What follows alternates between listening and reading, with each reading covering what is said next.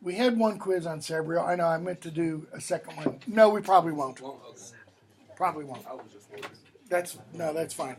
So, Jonathan Stroud has written 2 or 3. I'm trying to remember how many. He's written 2 or 3 series. This is one. It's called the Bartimaeus Series because of the main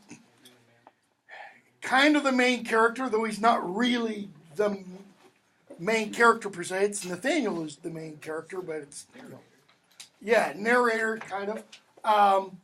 And then he's got another series, and I've wondered about how to work this in or to teach this in one of my courses, called the Lockwood Series, which I would really recommend. Yes? Did you say Lockwood or Lockwood? Lockwood.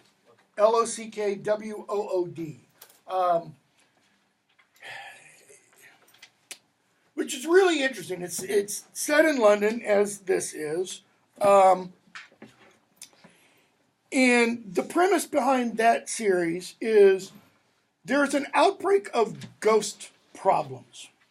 Okay, and the London is set kind of our time period. Okay, and this ghost problem began 50 or 60 years ago, where ghosts started appearing and causing problems and such. And I don't remember how many books are in the series. I think it's 6. But he just has this interesting take on the quote-unquote supernatural, because it's not the supernatural that we kind of think of the supernatural. There are churches and everything, for example, throughout London. But the books don't talk about religion at all. It's just the dead, and some of the dead, kind of like in Sabriel, won't stay dead. They come back. And if you get touched by a ghost, boom, you die. Okay? So people have got to deal with the problem of ghosts. And the people who deal with the problem of ghosts are children. Because adults reach a certain age when they can no longer see them. So a ghost can, come up behind you and touch you on the shoulder and you're gone. Okay? So the ghosts generally come out late afternoon as it starts getting dark. So that's when all the adults go inside. They close up their doors, they close up their windows. And the children, quote-unquote, ghost detectives, go out and start their business. One of the interesting things that he does, however, as an example, is he has certain plants that are natural guardians against ghosts. For example, lavender. Okay? And so he has people plant lavender in, window boxes and such. That keeps ghosts from coming through the windows. Iron filings, so people will scatter iron filings in front of their doorway so ghosts can't come in that way. Well, one of the interesting things, Stroud's obviously English. There's a town in, where is this? Kind of southeast England. It's kind of near Canterbury. That is supposed to be the most haunted town in England. Okay? And there is a hotel there that is supposed to be the most haunted building in all of England. In this hotel, a friend of mine who taught the Harry Potter course with me a couple of years ago, took one of his free days and went off to this place. Went off to this hotel. And the interesting thing is, Stroud doesn't mention it in any of his books, but this hotel has flower pots of lavender everywhere. Outside the doors, outside the windows, big lavender hedges. Okay? And so he just kind of, works that notion into the novels. Now, he doesn't do that as much in this or in these, though there are elements of that. Okay? But what he's doing in this one is we get introduced to this other world. But the other world kind of is like our world, right? I mean, it's London. It's kind of like Harry Potter's London, in that Harry Potter's London is our London, but yet it's not our London. Well, how do you know this isn't our London? Okay, there's magicians. What about them? Or do we not have quote unquote magicians in our world? Yeah. Yeah. Notice, your facial expression said it all. Yeah, kind of. People who think they're magicians. What's the difference between the magicians of our world and the magicians of this world? The magicians of this world in the book can control demons. They can control demons. Okay, so there's a difference. Demons.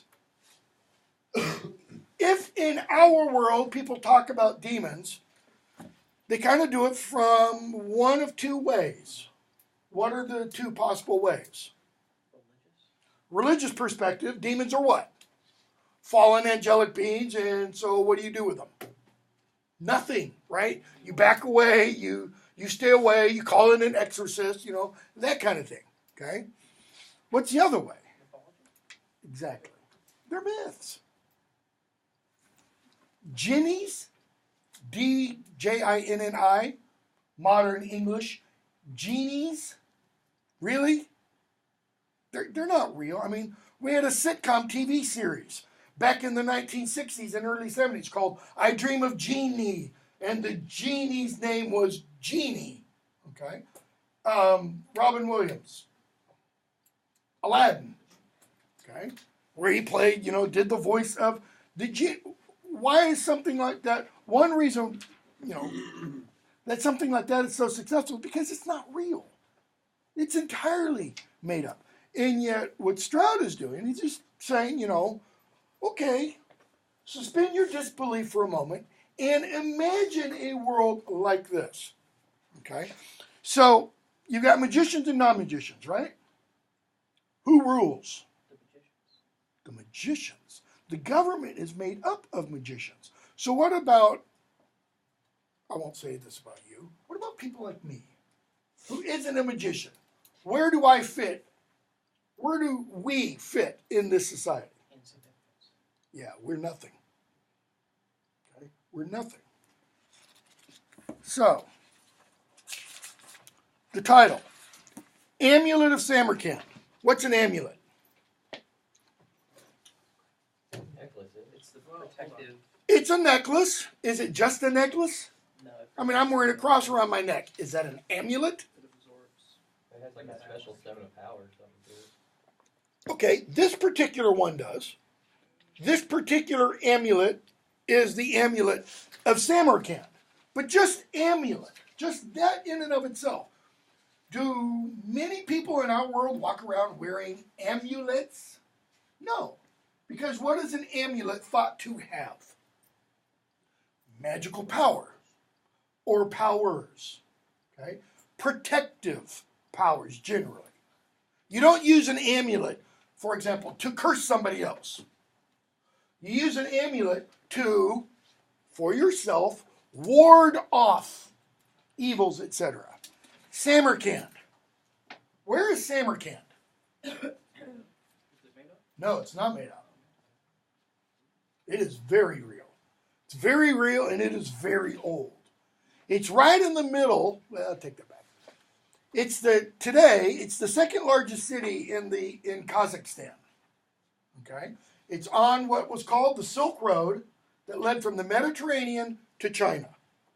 Okay? Where people would travel the Silk Road, go to China, bring stuff back from China, okay? Take stuff from the Mediterranean. So it was like a ancient highway, so to speak. Okay? Well, Samarkand is right in the middle of that. All right? The town itself dates, okay, to the BC period, like 2000 BC. Okay?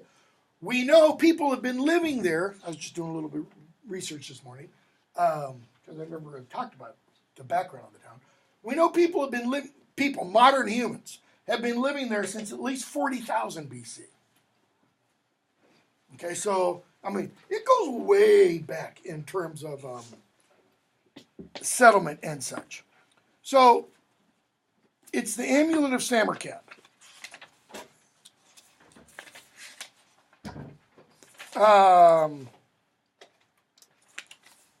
Let's see here.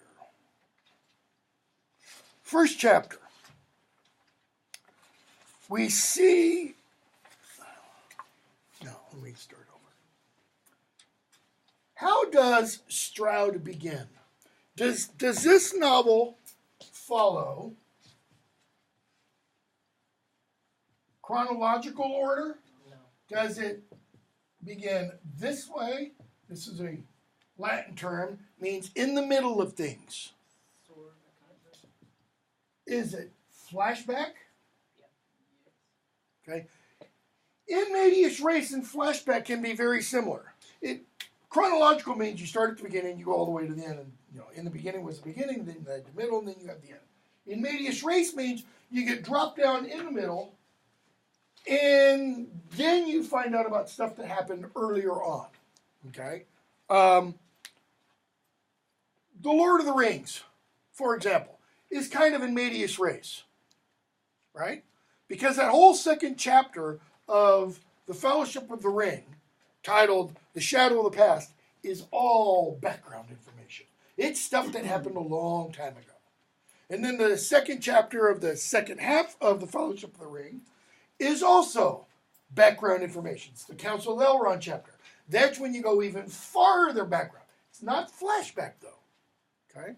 Flashback is we're taken into somebody's memory, and we get to see inside that person's mind, so to speak. Does that happen here? Yeah. Where? With whom? With Nathaniel talking about the disgrace incident. Okay. So, we have the novel open, and we have Nathaniel. Are we told how old he is in chapter 1 when he conjures Bartimaeus for the first time? I know he's young. I don't know if it's in chapter 1. Say that I again? know he was young. I didn't know if it was in chapter 1. Yeah, Like he is young. Okay. So, he conjures up Bartimaeus. Let's see here. And page 5. The kid spoke very squeakily. Says his name. Bartimaeus says, I chose a rich, deep,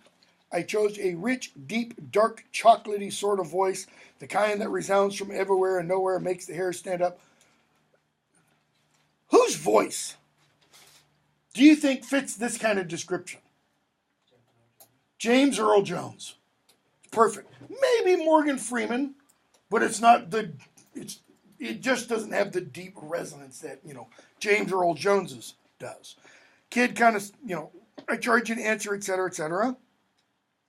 And so Bartimaeus says who he is. I am Bartimaeus. I am Sakar al-Jini, Ngorso the Mighty, Serpent of Silver Plumes.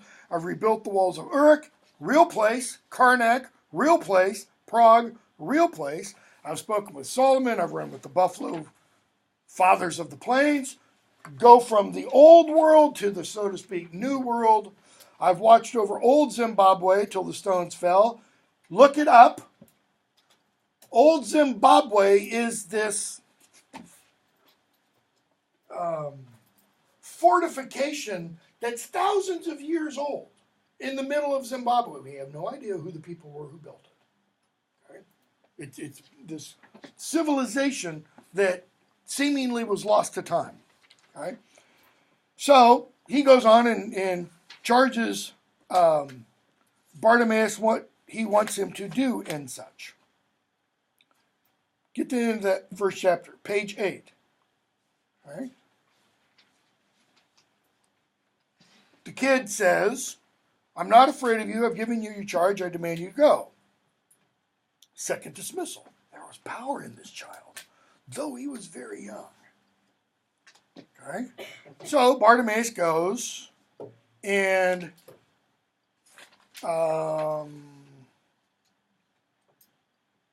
page 2. What's he going to do? What's he been charged to do? Retrieve the Amulet of Samarkand. Okay? So he goes to this neighborhood and he's in bird form. Talks about the weather a little bit, and he says, third, 5 things are bothering him. Okay? 1, he's confined to a body. He's a spirit being, right? Spirit beings want to be free, etc. Okay? Second, weather. Doesn't like that. Third, limitations of material bodies. He has an itch above his beak, but he can't scratch it. Fourth, the kid. That's bothering him. How could this kid conjure me? Who was he? Why did he have a death wish? Etc., etc. Fifth, the amulet. That is, Bartimaeus has heard of the amulet. He already knows about the amulet. How old is Bartimaeus? 5,000. Over 5,000 years, actually. Okay? And even when you say 5,000 years, what does that really mean? Here on earth, he's 5,000 years old. The other place, which he never really defines or describes, how old is he? We don't know. We don't know when his beginning was. His first appearance on earth, however, is essentially 5,000 years ago. Okay? So, he looks around on the multiple planes. Notice one of the things Stroud is doing. There are planes, levels of existence. Okay? This is fairly common in occult lore, magical lore, astrological lore, alchemical lore. Right here, this is the first plane. This is the plane of where you see things and you touch things and you feel things, etc. And then there's another slightly higher plane that's invisible. And then you go higher, higher, higher, higher. Okay? And to reach the highest plane, you have to be, for a magician, super powerful, etc. So, he's looking at all the planes. They're more or less fine until you get to the seventh. Well, this is curious, he says, page 11. Couldn't see anything obvious, but call it intuition. Something is there. And he says, I'd heard of this guy Lovelace. We find out more about Lovelace as the novel goes on. But I had to obey the kid. In other words, something in him says bad, danger lurking. But he's now under control. He is under the charge. Okay? So notice one of the things at the beginning. Magicians, as Christopher said, control demons. Demon just means what? Something different. Like, it's its own species. Okay. What else does it mean? Dark power. Is it dark? Is this demon like is used in the Christian sense? Fallen angelic being? No. It is a spirit being. Okay. Does Bartimaeus like being called a demon? No. What's he want to be called? Like otherworldly beings. Yeah, or your great high magnificence, things like that. But what else? Call him what he really is. A jinn. Okay? Because demon has, pejorative terms. It's kind of derogatory. And because also from his perspective, a demon is lower than he is. Okay? So,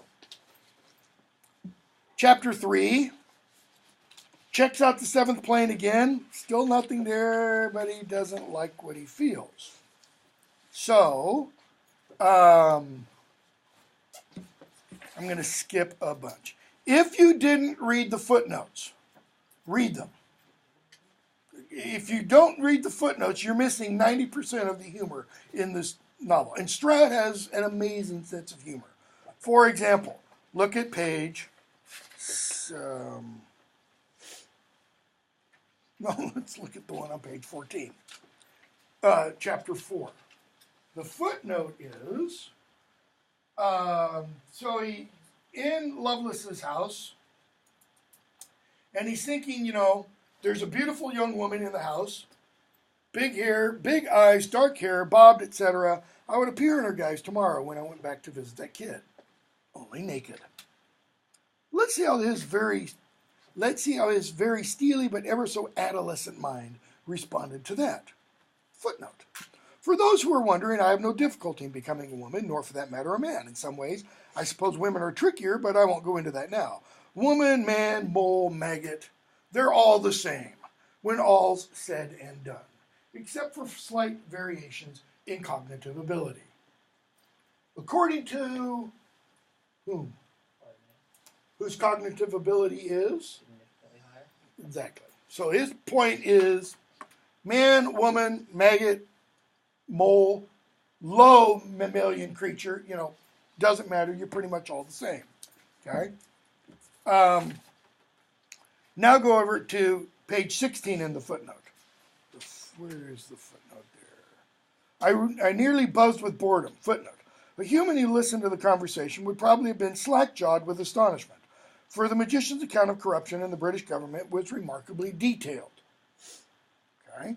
But I, for one, was not agog, having seen countless civilizations of far greater panache, that is, style, just style, than this one crumble into dust. I could rouse little interest in the matter. I spent the time fruitlessly trying to recall which unearthly powers might have been bound into Simon Lovelace's service. It was best to be prepared. Which unearthly powers? So Lovelace is a magician, we already know. We've been told. He is a powerful magician, so he was going to have what kind of powers working for him that the kid doesn't. Top, high, very powerful powers. Okay, so Bartimaeus.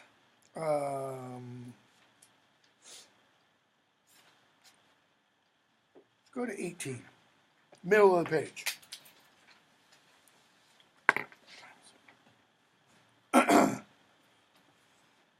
In the room he becomes a child. If I'd known that apprentice's name, I would have been malicious, taking his form just to give Simon Lovelace a head start. So I became a boy I'd known once before, someone I had loved. Now, this is an idea that if you get interested in this, you'll want to read the next two books and then actually the precursor that is written after, the prequel that is written after, because that boy becomes a very important figure. Okay? And what's important here is that Bartimaeus says he takes on the form of this boy whom he loved. He's a demon. How can demons love? Love is thought to be kind of a human emotion. His dust had long ago floated away along the Nile, so my crime would not hurt him. That is, my crime, my appropriating his shape. Anyhow, it pleased me to remember him like this. He was brown-skinned, bright-eyed, dressed in a white loincloth. Okay? This kid's an ancient Egyptian. So we see the very stuff that Lovelace has. And page 19, there's a summoning horn. He sees an eye made of clay. I'd seen one of them before in the head of a golem. Well, a golem figures prominently in one of the next books. I wondered if the fool knew the potential of that eye. Anybody know what a golem is? It's probably, by the way, where Tolkien gets the name golem. For it, the character. Louder? They're guardians, aren't They can be. They're made of clay. They're made of clay, With a spirit. and they're infused with a spirit, and they often have an eye, which is the thing that controls them. It's kind of like a cyclops. Okay? But they're within the history of the world's ideas, cultural history, they're real. They're not real in that people actually created them. They're real in the sense that the Philosopher's Stone is something real that people have sought to create for thousands of years. Golems were thought to have been made in the Middle Ages and such. So when he brings in a golem here, he's not just, making something up. Most of what he does in here, he doesn't just make up. He pulls things out of mythological traditions and such. So he says, and there's the Amulet of Samarkand. And now he looks on the seventh plane again, and something is stirring. We get a description of the amulet. Horses were the prized possessions of the people from Central Asia who had made the amulet 3,000 years before and later buried it in the tomb of one of their princesses. Okay? 3,000 years before would make it about 1,000 BC. Okay? So about 1,000 BC, this is a little early for the Silk Road. So who would be living there in Central Asia, the plains of Kazakhstan. The people that ultimately most of us descend from, or at least most of us have some descent from these people. All of us get our language from these people. Okay? Because English is one of the languages that evolves out of what's called the Proto-Indo-European language. Okay? These are the people, for example, who invented the wheel. They invented the chariot. They invented, not quite farming, okay? They might have invented beer, so chalk that up to them. So he talks about when the amulet was discovered, etc., etc. And I don't know, and I should have checked this morning. I don't know if Stroud has an actual archaeologically found amulet in mind as the basis for this. I would not be surprised if he does. Okay, because Russian archaeologists were doing a lot in the 1950s and 60s in the area of Kazakhstan and Azerbaijan and Armenia and those areas. They've been pretty major in Indo-European studies. Okay, so he nearly gets caught by Farquhar and Jabor. He gets away. We're going to skip a bit. And go to chapter 5.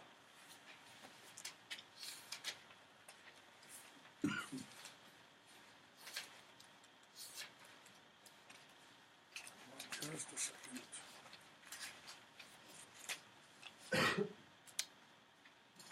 So the boy's being instructed by his master. The boy's an apprentice. And we hear the master teaching him about demons.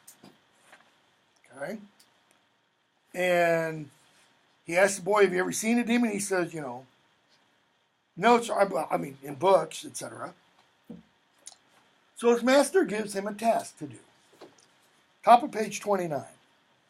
Go down the steps, cross the room. At the far end, you'll find my desk. On the desk is a box. In the box is a pair of spectacles. Put them on and come back to me. Fairly clear, easy directions, right? Go into my study, go across the room, go to the desk, find the box, open the box, pull out the glasses, put the glasses on, come back. Okay. So off he goes. Page 30. He sees the desk, pens, computer, box, goes to the table. Halfway there, he stops and looks behind him. Nothing there. Strange feeling, though. Shakes his head, goes back to the box. Thought he heard a noise. Room was empty. Wide-eyed, breathing hard, the boy turned to the table. The metal box glinted in the sun. Reached for it. But somehow he wanted to save time, grabbed what he'd come for, get out. He leaned over the desk, stretched out his hand, but the box remained obstinately just out of reach. Okay? He hears a chuckle behind him. Turns around, nothing there. For a moment, the boy remained leaning with his back against the desk, paralyzed. Something tapped the window. Spins around, nothing there. There's a tree blowing in the breeze, so maybe a branch hit the window. At that moment, one of the pens that he spilled out of its container rolls off the desk onto the carpet. Another pen begins to rock back and forth. Then they all start moving. Something laughs.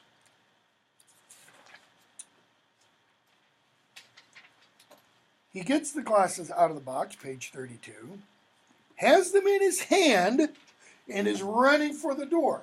What was he told to do? Put them on, turn around, come back. Something comes behind him. He hears it hopping. He's almost at the door. He can see the stairs. The door, wham, slams closed. He wrenches at the doorknob. He turns and faces the empty room. He sees maps, papers moving, etc., etc. And then he puts on the glasses and saw the truth about the study. 100 small demons filled every inch of the space in front of them. They were stacked, one on top of the other, all over the room, like seeds in a melon or nuts in a bag. But at the very moment the boy put on the I skipped the rest of the paragraph, and saw them, they realized he could see them too. And what do? They attack. So why don't they attack before he can see them? What are they doing before he can see them? Okay. Terrorizing him? Yeah. How? Like just playing pranks on him and doing stuff? Play tricks with his mind. I mean, isn't that the basis behind the idea of poltergeists? You go into a room, the room is still, there's no air moving, you walk up, you're 5 feet away from a pin on a table, and the pin starts to roll on its own. Okay? You put your keys down, you know where you put them, you turn around, and they're not there. I mean, that's kind of the idea, is that there are poltergeists essentially playing tricks with you. We don't have these things, however. Okay? So, why do they attack when he puts these on? Well, because now he can see all of them. He can see their various shapes. He can see the aspects on their faces. Now, it's not enough to merely play tricks with his mind. Now they want to do what? Use the word Cody used earlier. Terrorize. They want to instill terror in him. Okay? Page 34. The boy was still there. 20 minutes later, when his master came to fetch him and dismissed the company of imps. He was carried to his room. Why carried? Lost consciousness. He was beat up.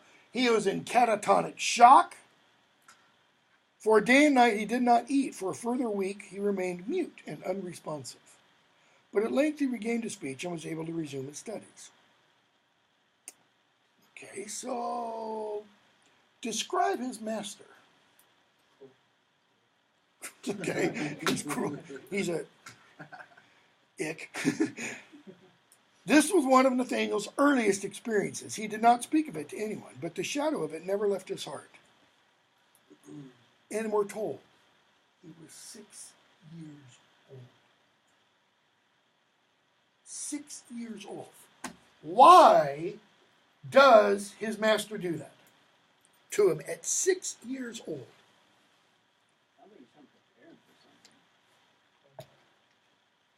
What was the lesson earlier that morning about? Demons are evil. They will seek to hurt you. We need a proof of that statement. In other words, until it's proven, it's just theory. So, Nathaniel, go get the glasses. Oh yeah, and put them on. Now, what has the master obviously done with all of the imps that are in the room? They're all free. Are they normally all free? Are they normally able to do whatever they want? No, they're not. Okay? So is this tough love? Make the kid learn early. Is this, taking a 5-year-old who's never swum a stroke and throw him in the deep end, Learn by doing kind of a... Nah, not really, no.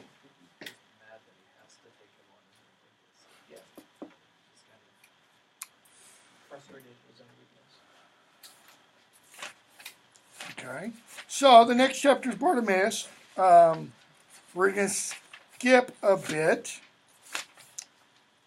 Going to chapter 8. Now we find out who his master is. Arthur Underwood, a middle-ranking magician who worked for the Ministry of Internal Affairs. Okay, what does internal affairs always mean? Like a police department's Department of Internal Affairs. Okay, what else?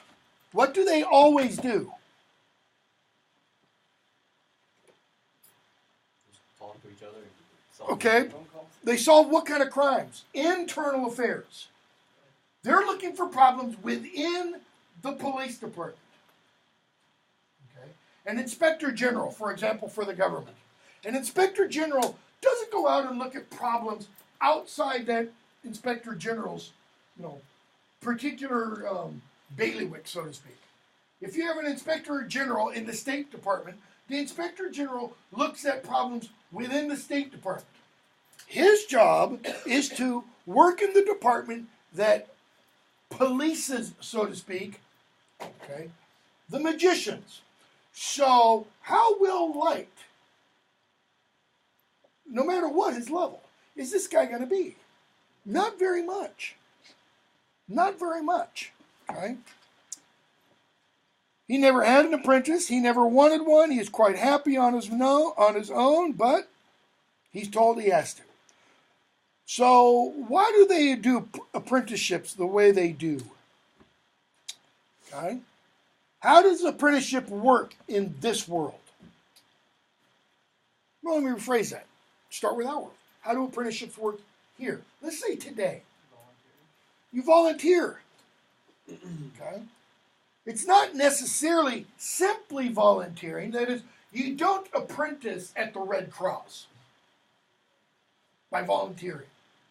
Apprentice means what? You have apprentice, journeyman, master. Usually this applies to what? The skilled trades. Welding, metalworking, carpentry, woodworking, shipbuilding, that kind of thing. Okay? Apprentice, journeyman, master. 7 years. I think that's also 7 years. And then you become a master. Okay? So what do you do when you apprentice? You go to work underneath somebody else. Usually, apprenticeships, unpaid. So you've got to have an income some other way. There are some apprenticeships where you get kind of what we would today call minimum wage. You get a bare minimum, a subsistence kind of level. Okay? So what does that mean? You go to work, for example, welding.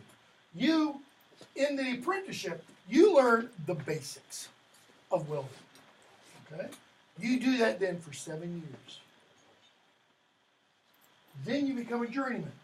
That means you're not a master yet, but you can start on your own. But generally, journeymen will still work under a master.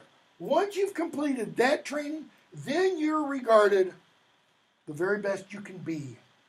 Okay?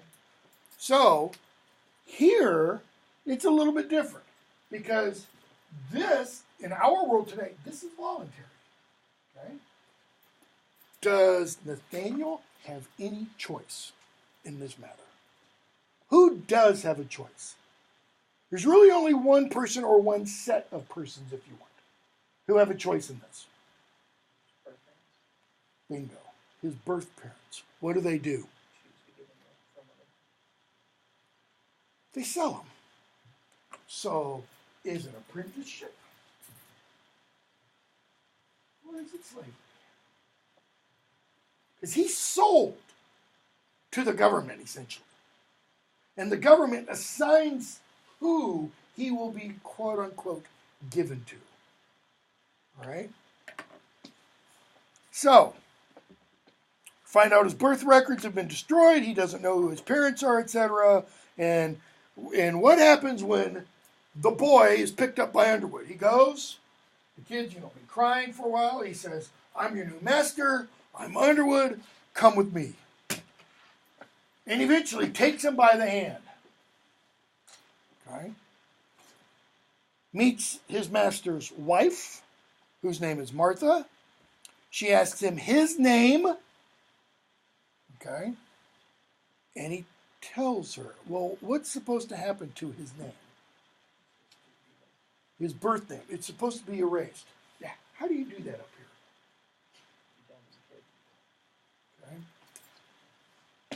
keeps his birth name alive?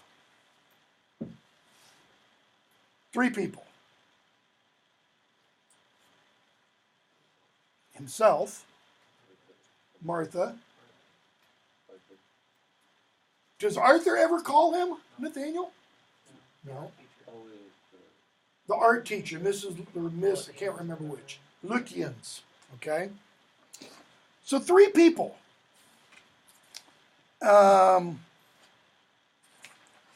So Underwood and his wife talk about him for a while. And page 54. She says, well, maybe he can stay in contact with his parents. Underwood, you know very well that's quite impossible. His birthday must be forgotten, or else future enemies will use it to harm him. How can it be forgotten if his family keeps in contact? Besides, no one has forced his parents to part with their brat. They didn't want him. That's the truth of it, Martha, or they wouldn't have answered the advertisements. It's quite straightforward. They get a considerable amount of money as compensation. He gets a chance to serve his country at the highest level.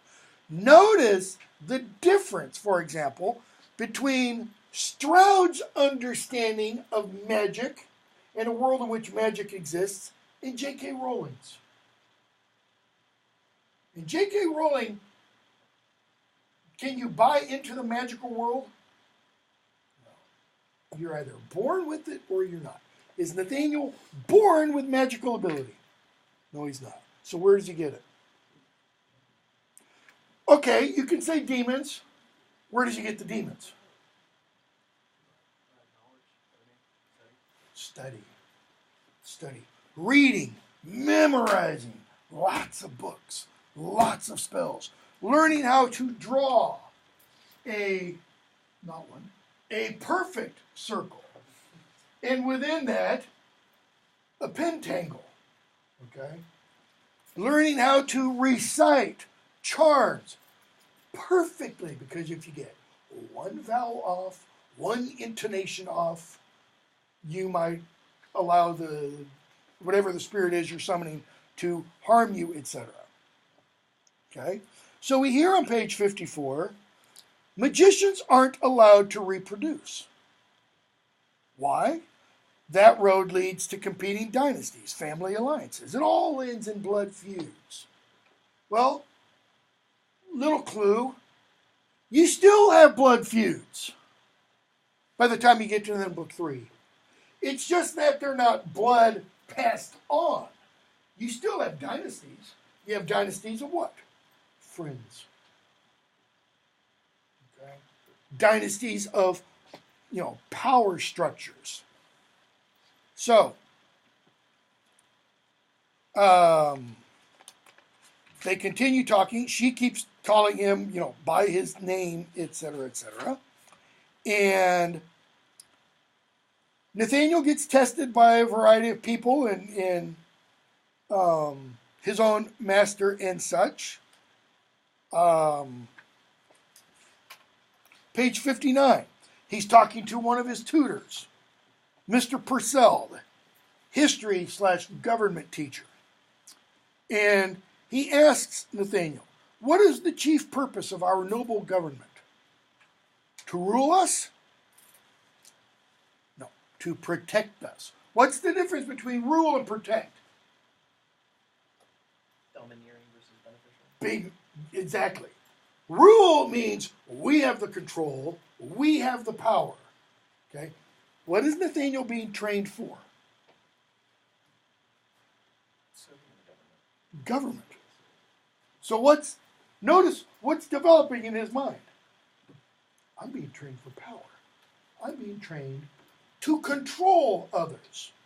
Mr. Purcell was trying to kind of massage that. No. You're being trained to protect others. You know that one, I don't remember which one.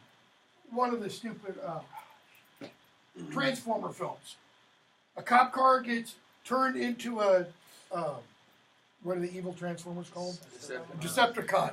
And then rather than having to serve and protect, it has something like to enslave and maim or on the side of the car. Well, there's the difference. To serve and protect, to rule and enslave, to protect us. Do not forget our country is at war, etc., etc. So he says we have to have a strong government, etc. Okay? And that's what you're going to be, Nathaniel. He says this is what you should aspire to, boy, to be a part of the government and rule honorably. Man, if only we could get our politicians to do that. Honor is the most important quality for a magician. He or she has great power, must use it with discretion. In the past, rogue magicians have attempted to overthrow the state. They've always been defeated. Well, foreshadowing. We're not even 100 pages in, and we're given an indication of what's going to happen in the last 100 pages. Okay? Why have they always been defeated? Because true magicians fight with virtue and justice on their side. So, Nathaniel says, are you a magician? He says, no. Oh, then you're a commoner. If you please. Okay? So what does Nathaniel mean by commoner? A muggle in the J.K. Rowling universe. What else though?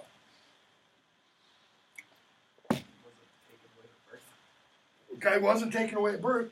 Magicians are the upper crust of society. They're the elite. Your commoner means you're nobody. Good enough to be his teacher, but other than that, nothing. Okay?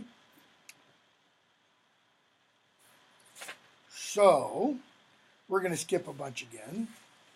A lot of talking with Mrs. Lutyens. She tells him, emphasizes you got to get that perfect circle, you got to get that perfect pentangle, etc., etc. And then page 64, 65, we have Nathaniel learning with his master, okay, who tells him, a magician is a wielder of power. A magician exerts his will and effects change. He can do it from selfish motives or virtuous ones. All right? The results of his actions can be good or evil, but the only bad magician, this is going to be really key for the rest of this book, the only bad magician is an incompetent one. What does it mean to be incompetent? Loss of control, unknowing, unable to achieve something, unable to do something. What is the definition of incompetence? Loss of control. So, the only bad magician is one who can't control himself or herself and or the demons under his or her control. Notice good and bad there doesn't have anything to do with morality. Doesn't have anything to do with purpose. So you can be a good magician and still seek what? World domination. Or take things from others. Jump back to the beginning. Very beginning of the novel. Nathaniel orders Bartimaeus to do what? Retrieve the Amulet of Samarkand. 1, does he have control over Bartimaeus? Yeah, he does. Good or bad magician? Good. Retrieving the Amulet of Samarkand. Notice my verb choice. What's he really doing? Stealing. Good or bad? Irrelevant question. Why? Because it doesn't have anything to do with competence and magic. So, within this world, if we take Arthur Underwood as our moral guide, morality is completely irrelevant. Efficacy, that's what's important. Okay, we'll pick up probably chapter 9. We'll pick up in chapter 9 on whatever day that is, Wednesday.